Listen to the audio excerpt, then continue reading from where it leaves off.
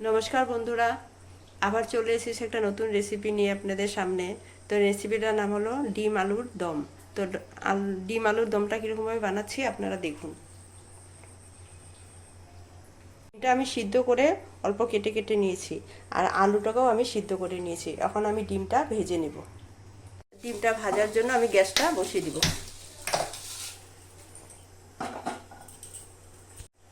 ডিমটা ভাজার জন্য সরষের তেল দিয়ে দেব। আমি একটু লবণ হলুদ মেখে নিচ্ছি ডিমের মধ্যে।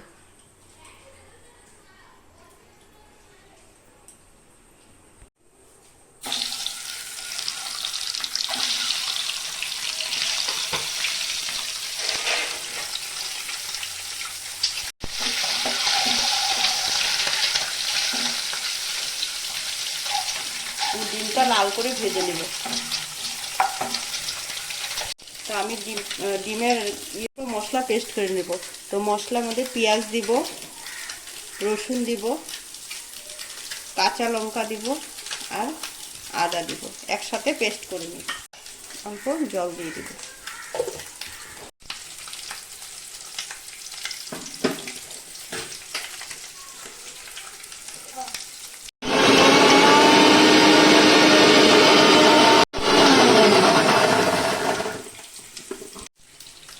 পেঁয়াজ রসুন আদা আমার পেস্ট হয়ে গেছে।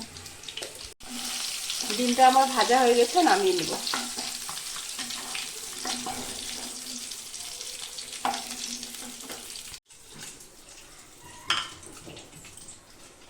ডিমটা ভাজার তেলের মধ্যে আর একটু সরষের তেল দিয়ে দিব।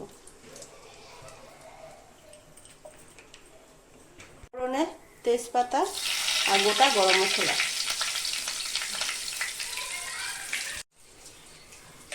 আর অল্প পেঁয়াজ দিয়ে দিব।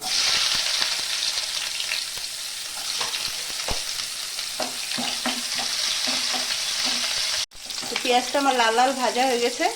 এখন আদা রসুন পেঁয়াজের পেস্টটা দিয়ে দিব।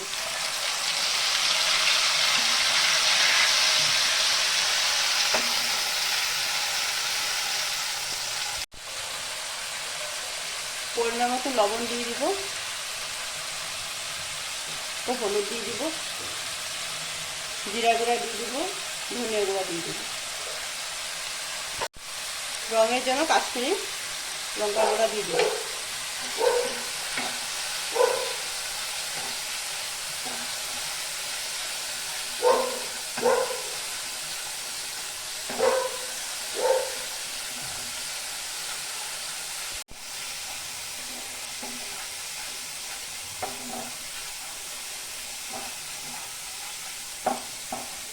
ভালো করে মশলাটা কষাবো তেল উঠা অবধি। আমি সিদ্ধ করে রেখেছিলাম আলুটা, আমি এখন অল্প অল্প ভেঙে দেব। তো আলুটা আমি এরকমভাবে ভেঙে নিয়েছি। মশলাটা আমার ভাজা হয়ে গেছে, উপরে তেল উঠে গেছে। এখন আমি এটার মধ্যে আলুটা দিয়ে দেব।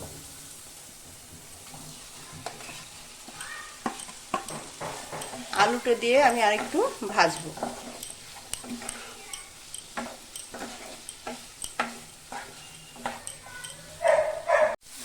মশলা আর আলুটা আমার ভাজা হয়ে গেছে। এখন আমি জল দিয়ে দিব।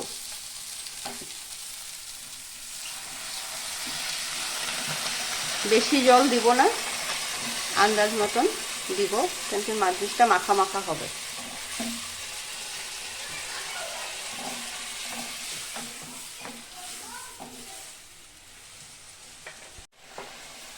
আমি এখন ডিমটা দিয়ে দিব।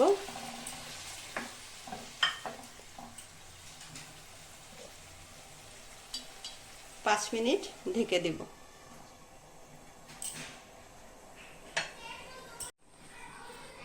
5 মিনিট হয়ে গেছে, আমি ঢাকনাটা খুলে দেব।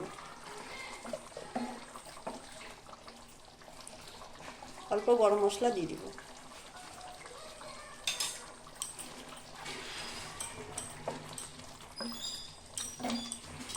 1 মিনিটের মতন ঢেকে দেব।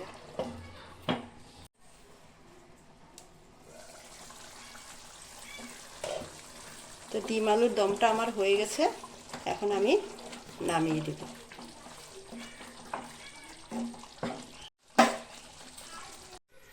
তো ডিম আলুর দমটা আপনাদের কীরকম লেগেছে আপনারা কমেন্ট করে জানাবেন আর চ্যানেলটা সাবস্ক্রাইব করবেন।